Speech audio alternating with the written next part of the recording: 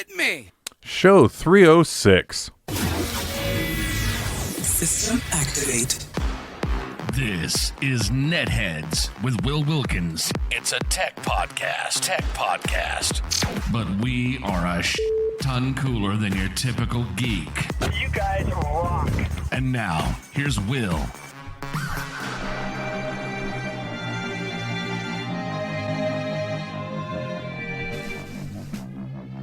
Hi, everybody. Welcome again. Another edition of NetHeads. My name, Will. This isn't going to be the best podcast we've ever put out because it's going to be very visually oriented. So my apologies in advance. We obviously still haven't done anything. We're aligning things with Trent to record. But in the interim, a lot has dropped in the last 4 or 5 days. And so I wanted to kind of catch up with a little thing I wanted to call Trailer Park, where we kind of check out all these trailers that have dropped and capture my reaction to them. One of them I have seen. The Wonder Woman trailer, I was in the drive-thru at Starbucks picking up some coffees when that was supposed to happen. And much to my wife's chagrin, I did have that rolling. So much so that I think it was playing right up to the point where we were at the Starbucks drive-thru window picking up stuff. So, yes, I'm a douchebag that goes to Starbucks. But that's not important right now. What's important is that we're talking about some of the trailers that have dropped, and we're going to capture them now. But two of them we need to kind of drop in on because... as I said, Wonder Woman already dropped, and there's another one for something that's ongoing right now. So I figured these would be great entries for our new segment, which is, of course, entitled, Oops! We Missed It! Okay, so like I said, this is a little bit behind, but the first of them is the trailer, the official trailer, or the extended trailer, I'm not sure exactly what they're calling it, of Crisis on Infinite Earths, which is the CW show's big crossover event. Last year they had a lighter crossover. This year they're having a more complete crossover across 5 of the shows, involving 6 of the show cast from 6 of their shows. They're including Black Lightning's getting dragged into this because it's Crisis on Infinite Earths. It's happening across infinite timelines, and not infinite timelines, but infinite worlds.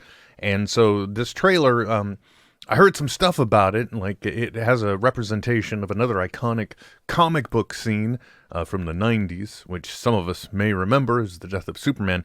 And the moment I heard that, I'm like, okay, wait, I'm not going to watch this, I'm going to record a reaction. And then I never got around to recording a reaction. So that's what we're going to do now. So the very first one up is going to be the Crisis on Infinite Earths official trailer. Now, this is a day late and a dollar short, or a dollar short and a day late, whichever way you like to say it, because it actually started last night on Supergirl. It's going to continue tonight on Batwoman, and then tomorrow on The Flash. And then we got to wait until January to see the continuation of the Crisis on, I think, Arrow and Legends of Tomorrow, or is it Legends of Tomorrow and then Arrow? I'm not sure which one it is. Although I think it would be more fitting if it were wrapped up on Arrow, but it doesn't matter. Let them do what they want to do. We had a lot of stuff going on in our expectations, and I was actually pleasantly surprised, especially given the mild confusion I had with last year's crossover. Although, admittedly, I may not have paid as great attention to detail as I should have on it. So anyway, here is the trailer for the big 5-episode, 2-month event, essentially, considering how far it spans. Let's take a look.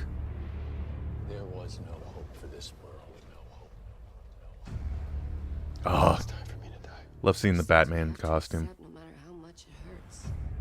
I wish I was hopeful, like you. Oh, Baby, I don't want to say goodbye. world's finest.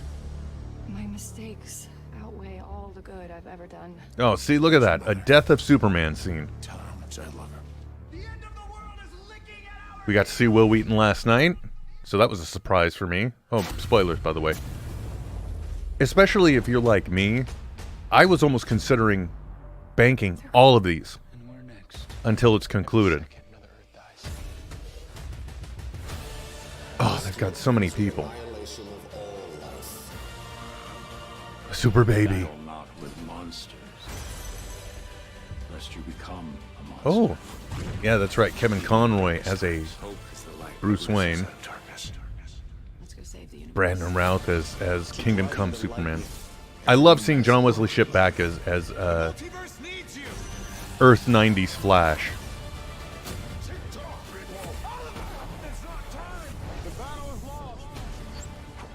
Crisis on Infinite Earths. The CW's crossover event begins Sunday at 8/7 Central. Okay, you see, that does a good enough. It does exactly what it's supposed to. Okay, it gets me amped up. It gets me ready.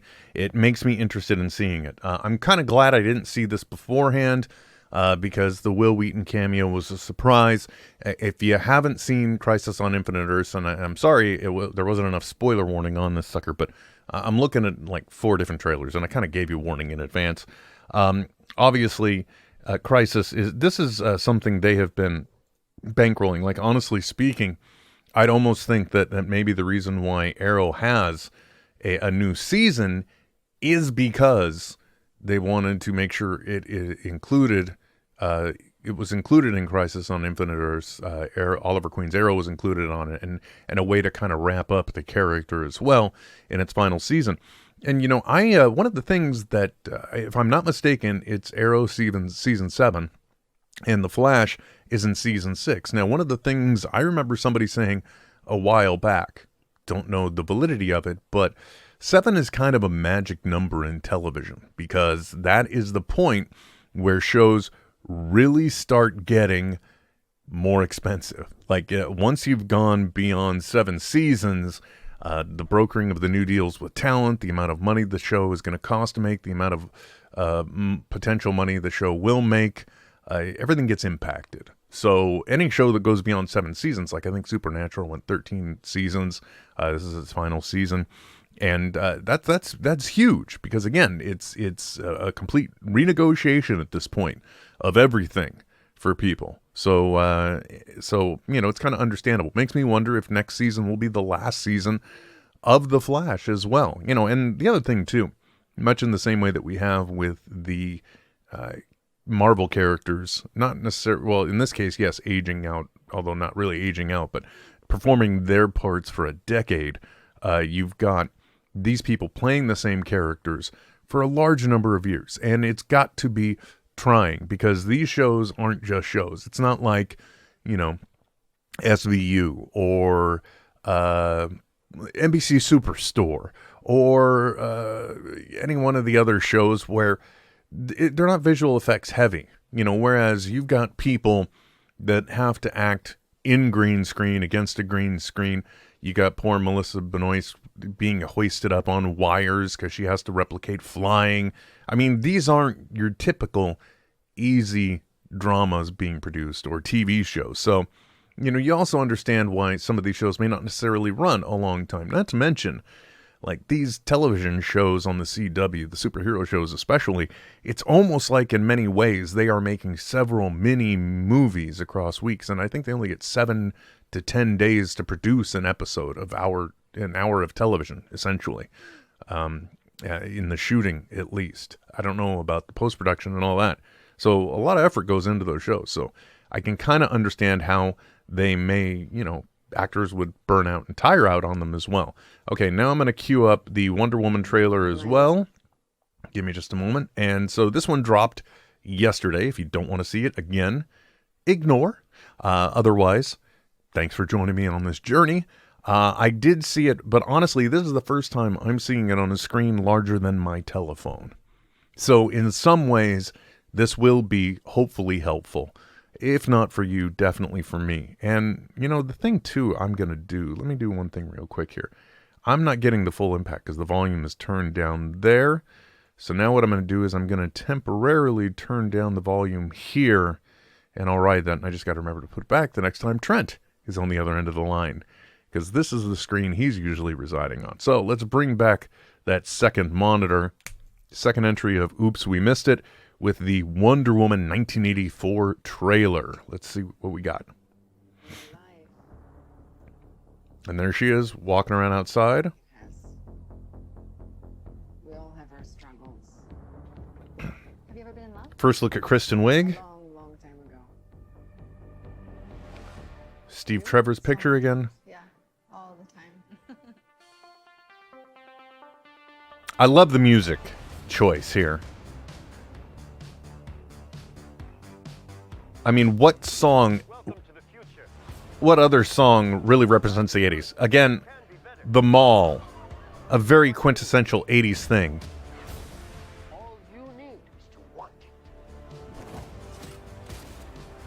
Now, the interesting thing here, I love the fact that she's knocking out the cameras.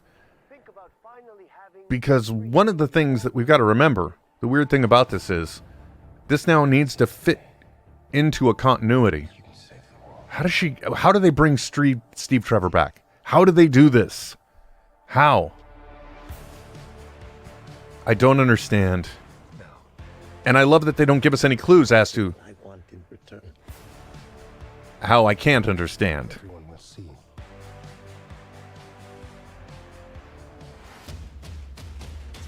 I'll save some thoughts after this, but you've got this time period of 1984. So this is before everything we see in Justice League and the opening of the first Wonder Woman movie. Love the magic lasso work in this one. Using it to leap up and fly. Nothing good is born from lies. And greatness is not what you think. So all this stuff happens, but there really can't be any recorded. I love the swinging from lightning. That is insane. Oh, and now the gold angel winged outfit. Boom. It's all art. I love that Steve Trevor looks at a garbage can. It's just a trash can. Yeah. Okay, good. Yeah, I got that. So June 5th, I know where you're all going to be, right? We're going to be seeing Wonder Woman 1984. A good trailer. I love it. It gives a lot of good, solid beats. Obviously, it's got a great soundtrack. And it just gives us enough of the story to be interested without giving away any of the story. And what I was saying, too, is that the interesting challenge with nothing can really be of note. You really can't know any of Wonder Woman's activities because somehow she is virtually unknown in the world by the time we see Batman v Superman and Justice League. Those two things happen, and it's a world that's kind of independent of the knowledge of Wonder Woman. I think near the end of the Wonder Woman movie itself, we see that she's going out and making herself a little more known, but it's not really until Justice League that we kind of really see her stepping out of the shadows to make sure that the world of men are aware of her or what have you. I really love everything I saw in that trailer. I hope the movie lives up to the hype. So there we go. There's our installment of Oops, We Missed It. Now today, so far, and by the way, too, before we go any further, one of the things I like about that versus another instance that we're going to be looking at today, I think yesterday or the day before, found out on Twitter today, the new Ghostbusters movie trailer would be dropping. I wasn't even aware of the fact that Ryan Reynolds' Free Guy trailer would be dropping. Whereas with the Wonder Woman 84 trailer, they let us know. But not only did they let us know, they ended up going to basically, they did a big event at a convention. And so there was 30 minutes of lead-in, talking to, I think, Patty Jenkins, maybe. I vaguely remember. And of course, Gal Gadot. And it's all this hype leading into the premiere of the trailer. That's the way you debut a trailer. Make it a big event, give people something to talk about. Make it something big, exciting, and interesting. And I love the fact that when you see the footage of the place they were at, you know, they did a cool thing and they gave everyone bracelets, which somebody somewhere had the Bluetooth or infrared or RF ability to change the colors on it, so they could kind of make the audience look however they wanted to visually with lighting once they brought down the house lights. And so that was a really cool way to premiere video. Not to say there's anything wrong with somebody saying, hey, first trailer tomorrow on Twitter and building the hype, because, you know, we saw, I think, The Rise of Skywalker happened on Monday Night Football, maybe? I just remember there was some reason I was watching football, which is a very rare occurrence in my house. I don't watch football. It's just not what I do. So that was a good creative use to get people onto ESPN to watch football, which is owned by Disney. So great way to kind of spike out the ratings for at least a half hour or the first half of the game. Good on you guys. But, did I stick around after that? No. I ran it back maybe once or twice more to rewatch it. Then I was off of ESPN. So, these kind of things.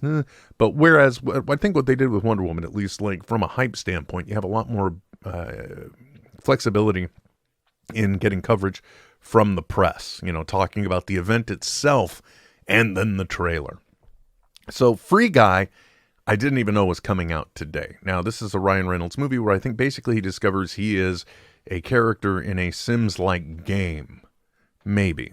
I'm not sure, but since it dropped today, we're going to round this all off with the Ghostbusters Afterlife trailer because I'm going in near ignorant about what's in it. I have almost no idea. The only thing I do know is some very brief thumbnails I may have seen when I was trying to get the video ready. Because obviously, the way, if you're watching the video, I'm running these not on YouTube. I'm running them through copies I've downloaded. So let's get Free Guy lined up.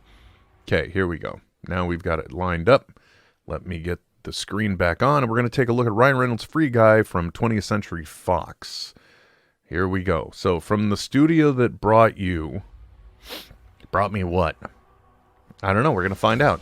Beauty and the Beast, Aladdin, The Lion King. Did I download the wrong video? Twice.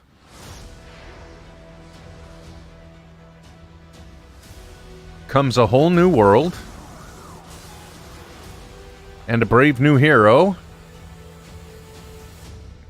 It's going to be Ryan Reynolds, the regular guy. Here we go.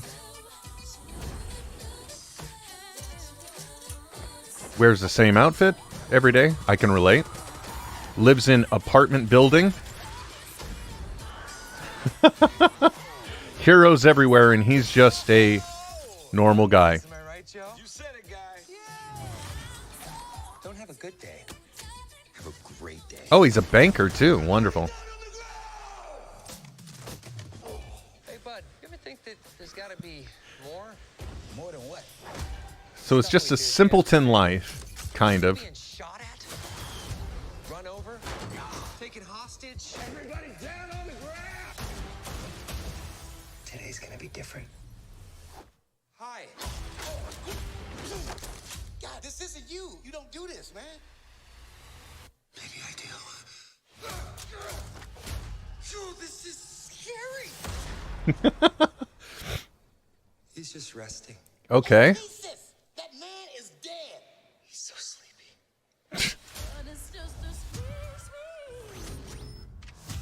Okay. Wow.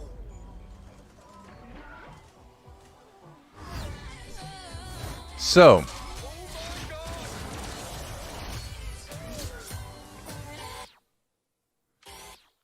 He gets a pair of glasses, and he can now see Is this what recreational drugs feel like? the world around him. Might be made by Oakley. It's a video game. And it's full of bad guys. I'm a rule breaker. I'm a rattle. Ah, we got Taiki. We need you to be the good guy. Okay. I'm sorry. Oh, God. See, there's a lot going on, but there's nothing that's getting me jazzed about this. We're seeing a lot of cool stuff. No, What? it's 2 blocks. Oh.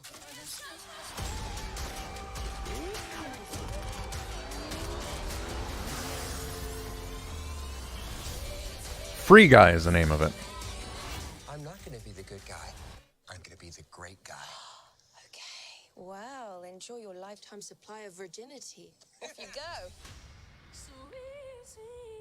Okay, so basically imagine, if you will, that whether you're playing a multiplayer role-playing game, superhero-based game, or like, oh, hey, look, there's my desktop. So basically he's in a gigantic game.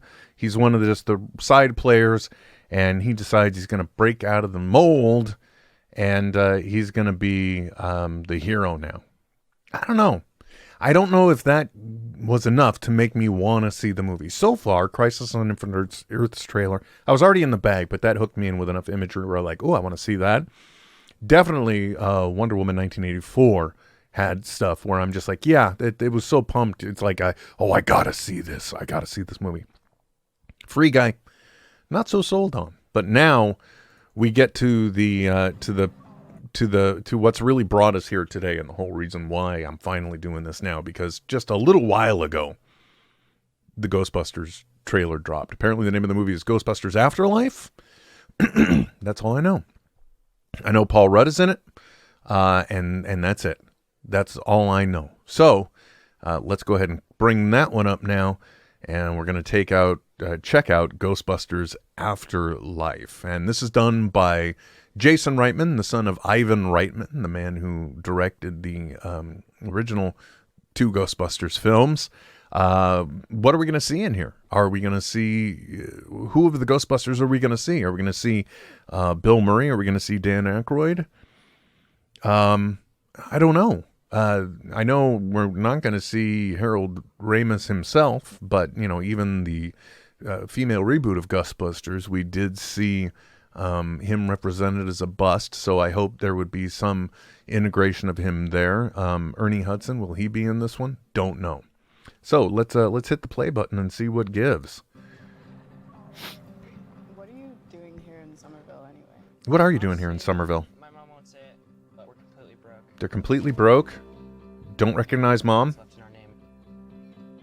This is creepy old farmhouse our grandfather left us in the middle of nowhere. Creepy old farmhouse my grandfather left us. Entertainment value? Is this Egon's daughter? Oh, wait. Something strange is happening in their neck of the woods. Oh, neighborhood. Something strange is happening in their neighborhood. A town that isn't anywhere near a tectonic plate, that has no fault lines, no fracking, no loud music. Oh, look, Paul Rudd. Is shaking on a daily basis. Is he a seismologist? Is he a science teacher? Hey, remember that one summer we died under a table? I found this in my living room. Whoa, killer replica. A replica of what? Oh. Okay. This has got to be Egon's grandchildren. Look how hard they're pushing the sail with the glasses and her curly hair on the granddaughter. New York in the 80s? It's like The Walking Dead. Your dad never mentioned this to you? It's just my mom. Just her mom. Who's their dad? My grandfather died. Oh. Their grandfather's got to be Egon. The rubble of his life. Wait a minute. Who are you? Ooh, goosebumps. It just says next summer. Call it fate. Call it karma. Call it luck. Revealing the Ecto-1. I believe that everything happens for a reason.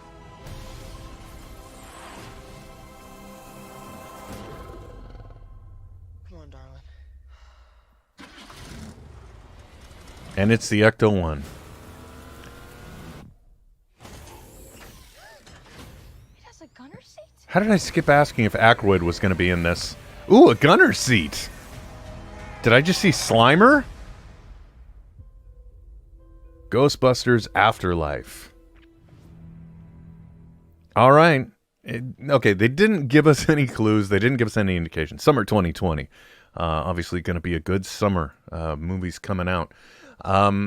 Okay, well, I saw a lot of stuff there. Saw a lot of interesting things. I think that I'm pretty on the money in my guess here that the one granddaughter or whoever, meaning somebody was the grandfather that passed away and left him the farm. They've mentioned this. And for you watching the video here, this is one of the 2 grandkids. Wolf, whatever his name is, from Stranger Things is the other one. But, I mean, they are really, if you look right here, they are selling the kind of Egon persona here pretty well. They're trying to make that generational gap. So if I were to make any prediction, that right there is Egon's daughter. our granddaughter, and that's his farm, which, you know, makes sense because, you know, maybe he went out to the country to continue his experiments with spores, molds, and fungus. Who knows?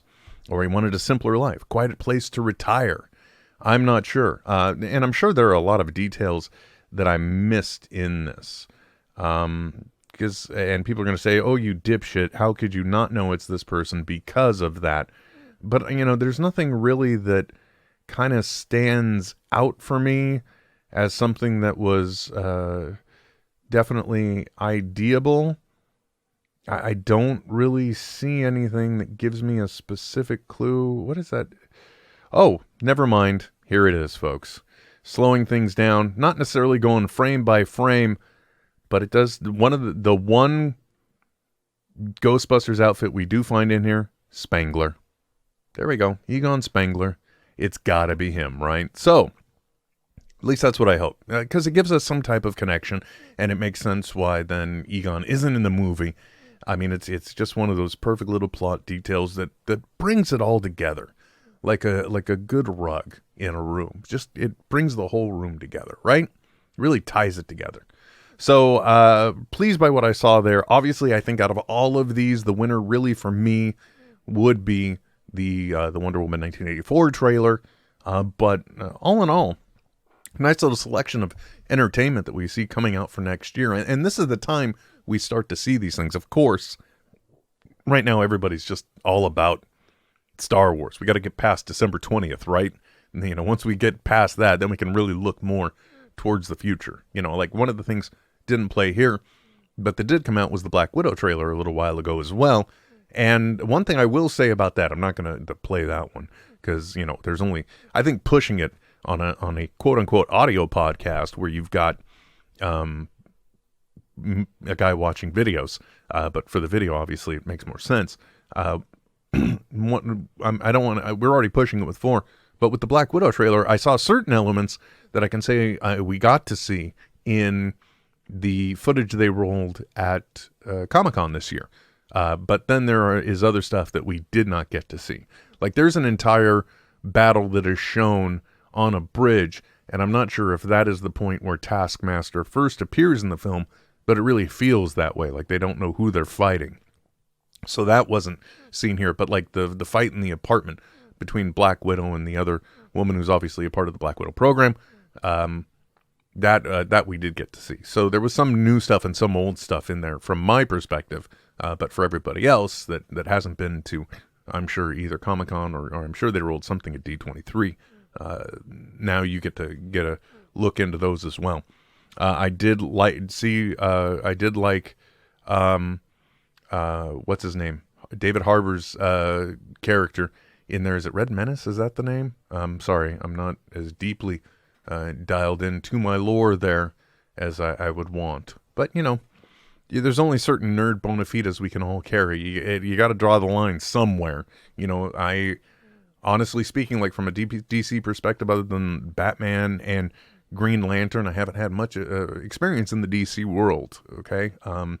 So I don't have strengths there, and same can kind of be said with certain elements of the Marvel world. I lived in a very small window within there. It was Spider-Man, and then anything that Spider-Man may venture out into, I would venture out into. Other than that, pretty much came back to Spider-Man. Some Moon Knight too, but you know, that was intermittent, as it were.